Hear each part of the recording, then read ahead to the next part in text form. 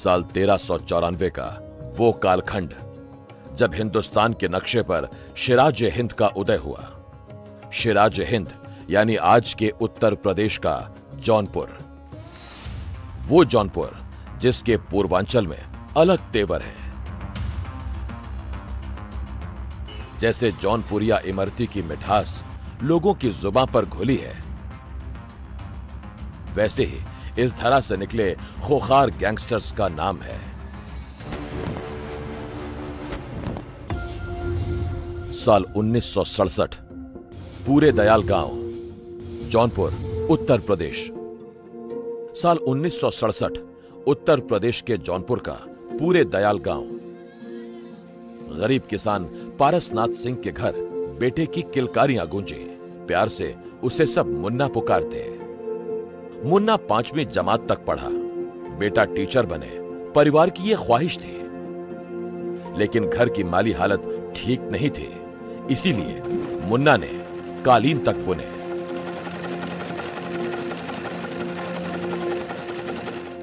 गरीबी ने क्या कुछ नहीं कराया, मुन्ना को बस कंडक्टर तक बनना पड़ा। बनारस की सड़कों पर वो मुसाफिरों को आवाज लगाता, बस में बुलाता, ठिकाने तक पहुंचाता। लेकिन नियति ऐसी बदली, मुन्ना ने लोगों को ही ठिकाने लगाना शुरू कर दिया। जब तक जिंदा रहूं तब तक मैं खत्म करता रहूं। साल 1982, जौनपुर, उत्तर प्रदेश। कलेजा कपाने वाली है प्रेम प्रकाश सिंह के मुन्ना बजरंगी बनने की कहानी। 1982 की बात है। तब मुन्ना की उम्र महज 15 साल थी। उसे गैंगस्टर पर आधारित फिल्में बहुत भाती, खासकर गैंगस्टर का दबदबा, स्टाइल और सनक का वो दीवाना था। हथियार रखना, लोगों को डरा कर जीना, गैंगस्टर बनने का बीज उसके दिमाग में फिल्मों से ही पड़ा।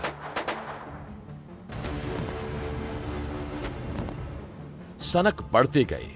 1984 में जब मुन्ना महज 17 साल का था, तब उसने गुनाह की दुनिया में पहला कदम रखा। लूट के लिए एक कारोबारी को मार डाला। गुनाह की दुनिया में मुन्ना के कदम आगे बढ़े। उसने मुड़कर कभी पीछे नहीं देखा। साल 1993, बीजेपी लीडर का मर्डर। 90 का दशक था। प्रेम प्रकाश उर्फ मुन्ना जुर्म की दुनिया में आगे बढ़ रहा था। उसे अपनी अलग पहचान बनानी थी। तभी जौनपुर के दबंग माफिया का साथ मिला, जिसका नाम था गजराज सिंह। प्रेम प्रकाश गजराज के लिए काम करने लगा। 1993 में गजराज के इशारे पर मुन्ना ने जौनपुर के बीजेपी लीडर रामचंद्र सिंह, भानु प्रताप सिंह और सरकारी गनर आलमगीर की हत्या कर दी। कत्ल के बाद गनर की कार्बाइन भी लूट ली। इस केस में मुन्ना बरी भी हो गया। अपराध जगत में यहीं से उसका दबदबा कायम हुआ।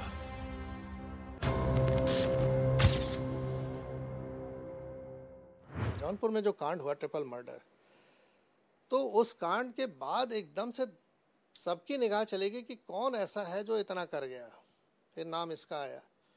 और इस तरह का कोई अगर डेयरिंग काम कर देता है तो जो क्राइम के बड़े बड़े बादशाह लोग बन के बैठे हैं तथाकथित, मुन्ना बजरंगी, एड्सो गर्ल जो भी है, अरे मुख्तार अंसारी, इन लोग तत्काल ऐसे लोगों को अपने साथ, उस समय ये था एक कोई कृपा शंकर करके था बनारस का, उसको भी इन लोग सब अपने साथ ले लिए थे।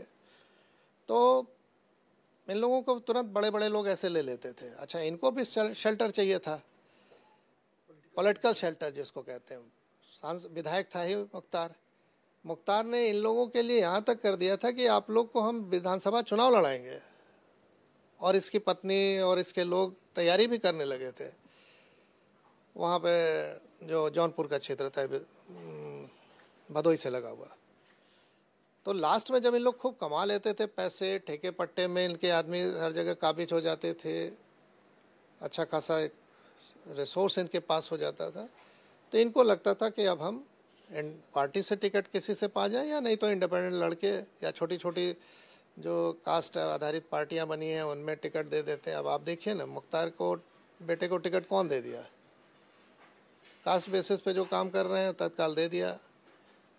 तो ये इन लोगों के लिए बड़ा मुफीद होता था माहौल कि हम पैसे के बल पे, अपने धन बल, बाहुबल दोनों के बल पे इस तरह का पॉलिटिकल शेल्टर कैप्चर कर लें। 24 जनवरी 1996, रामपुर, उत्तर प्रदेश। ठीक 3 साल बाद प्रेम प्रकाश का खोखार चेहरा रामपुर के जमालपुर बाजार ने देखा। मुन्ना ने तब पहली बार AK-47 हाथों में थामी। तत्कालीन ब्लॉक प्रमुख कैलाश दुबे, जिला पंचायत सदस्य राजकुमार सिंह और अमीन बांके तिवारी की सरेआम AK-47 से भूनकर हत्या कर दी। पहली बार जौनपुर में AK-47 चली। AK-47 चली तो पूरे पूर्वांचल में मुन्ना आतंक का पर्याय बन गया। उसने छोटे छोटे अपराधियों की भी फौज खड़ी कर ली। 4 मई 1998, उत्तर प्रदेश सरकार ने STF के गठन को मंजूरी दी। ये वो दौर था जब यूपी में हर दूसरे तीसरे दिन AK-47 चलने की खबर आती थी। 11 सितंबर 1998 को STF को मुन्ने के मूवमेंट की जानकारी मिली। वो दिल्ली के करनाल रोड पर था। जाल बिछाया गया। काले रंग की इस टीम, जिसका नंबर 3CL4315 था, उसमें मुन्ना बैठा था। एक पेट्रोल पंप के पास मुठभेड़ हुई। मुन्ना 7 गोली खाकर भी बच गया।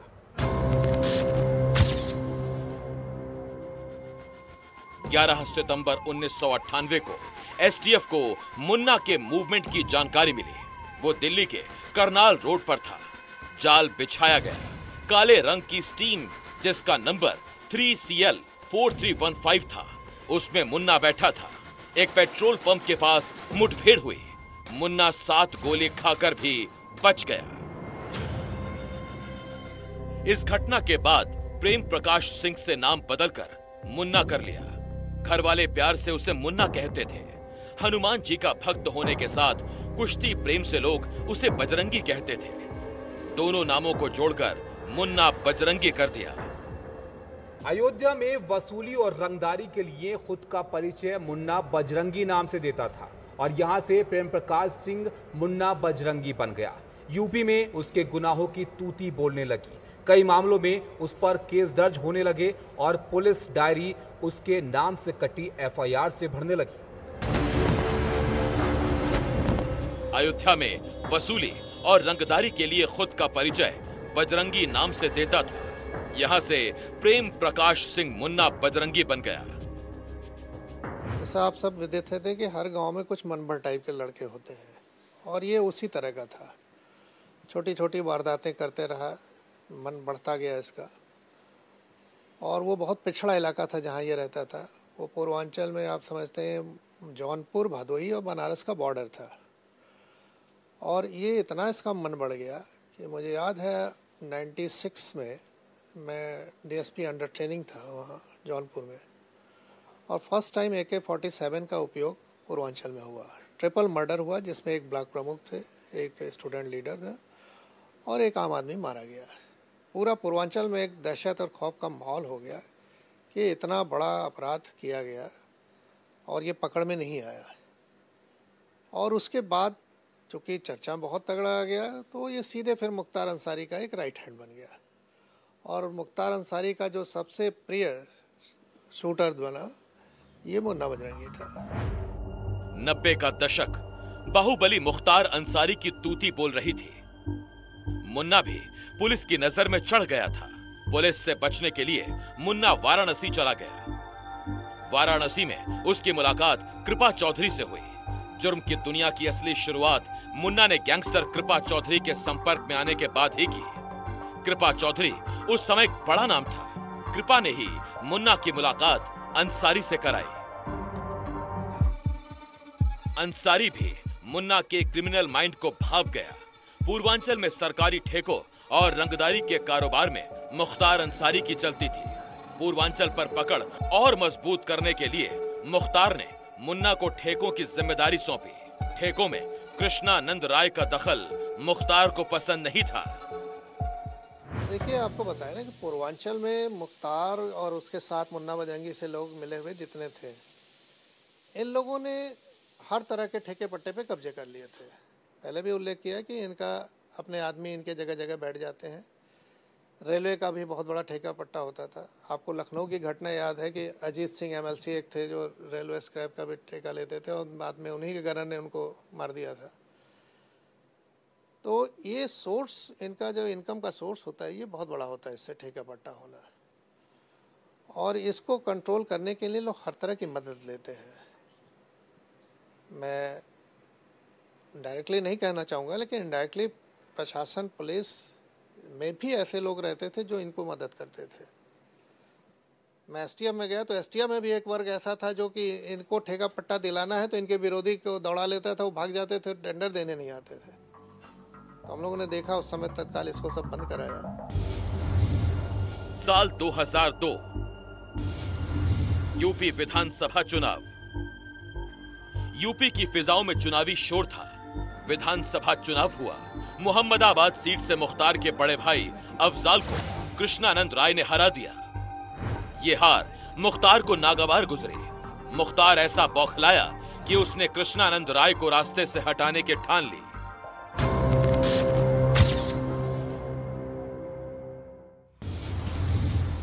साल 2005 29 नवंबर, दिन मंगलवार, शाम के 4 बजे थे। कृष्णानंद राय एक टूर्नामेंट का उद्घाटन करने के बाद अपने गनर निर्भय उपाध्याय, ड्राइवर मुन्ना राय, रमेश राय, श्याम शंकर राय, अखिलेश राय और शेषनाथ सिंह के साथ कुनवान गांव की तरफ जा रहे थे। बसनिया चट्टी गांव से ठीक 1.5 किलोमीटर आगे सिल्वर ग्रे कलर की SUV सामने आई।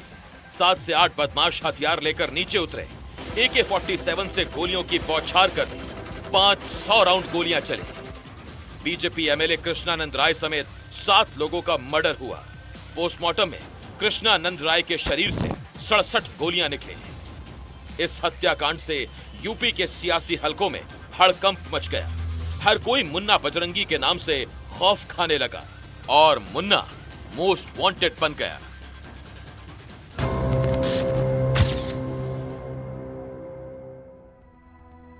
मुन्ना ने 2012 का विधानसभा चुनाव जौनपुर के मड़ियाहू से लड़ा, लेकिन जीत नहीं मिली।